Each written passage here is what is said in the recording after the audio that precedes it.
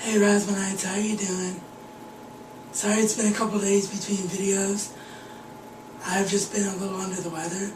This is always my worst time of year for that because the weather changes and my allergy just gets so bad.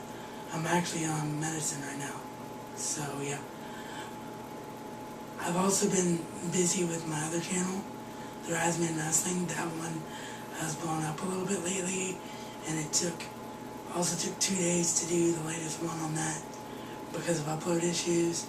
And then yesterday, while recovering from whatever this is, I was asked to do a collab video with a friend from over on that side of things. So yeah, just been really busy, so that's why there's an extra day between uploads on here. But as you can tell, today we are going to continue the Dollhouse Season 1 review series as we take a look at Season 1, Episode 8, entitled Needs.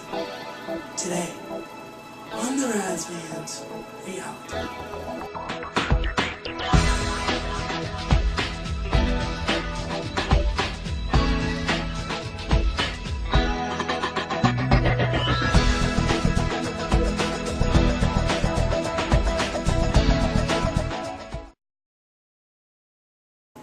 Alrighty, so Needs is actually one of, in my opinion, the best episodes in Season 1.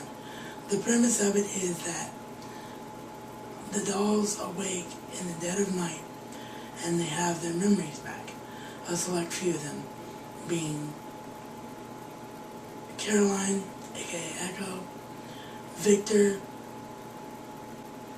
and one other random guy who they lose fairly quickly, and you never see him again throughout the rest of the show, to my knowledge. So these dolls wake up, and like I said, they have memories of who they actually are. So they're walking around the dollhouse in the dead of night and trying to figure out, like, what do they do? How do they get out of here? Where do they go? And actually, oh, sorry, I forgot about November, aka Millie, who is playing the role of the neighbor of Agent Ballard. Yeah, she is also among the group. So, yeah, it was really interesting, the premise, and they're walking around at night and they're trying to figure out how they get the doll out of the dollhouse. They eventually get out and you see them go through all aspects of their life, you know, trying to regain it and all of that. Through the course of the episode, Millie finds her son or her daughter. I honestly can't remember which one. It's been a while since I've seen the episode, but she had a little son or daughter that died, so she finds him or her in the cemetery.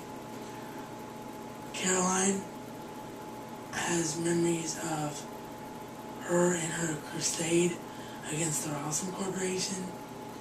Sierra and Victor fall in love. Victor doesn't really do anything with his previous life. He just needed to get the girl, is his premise in this one. So he goes off and helps Sierra, who confronts a man who turned her into a doll. And the reason he turned her into a doll is because he wants her back every year to basically, sorry to be un-PC, but this is the truth about the plot. He basically wanted to get in her pants every year, and she said no. She didn't want to be with him anymore, so that's why he caused her to become a doll. So she goes back and confronts him. So, yeah, it's a very, very good episode.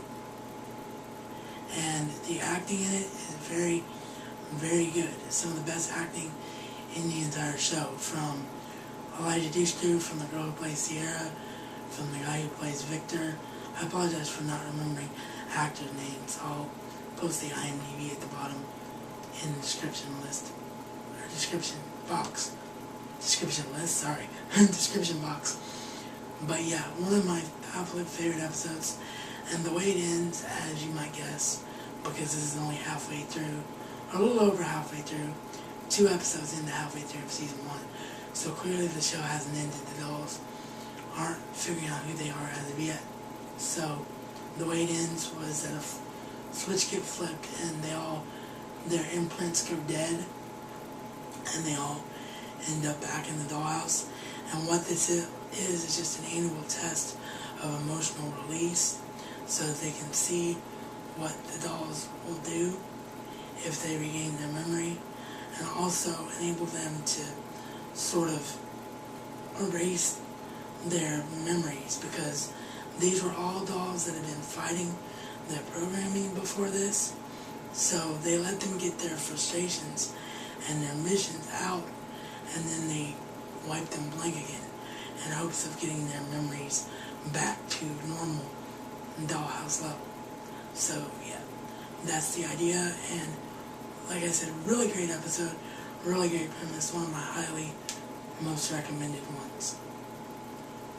I will see all of you next time with week 13 of the State of the Cincinnati Bengals address, and then we'll get right back into these with Dollhouse Season 1, Episode 9. This is reality according to the Razzman. And Razzman style is not just a catchphrase, but a way of life.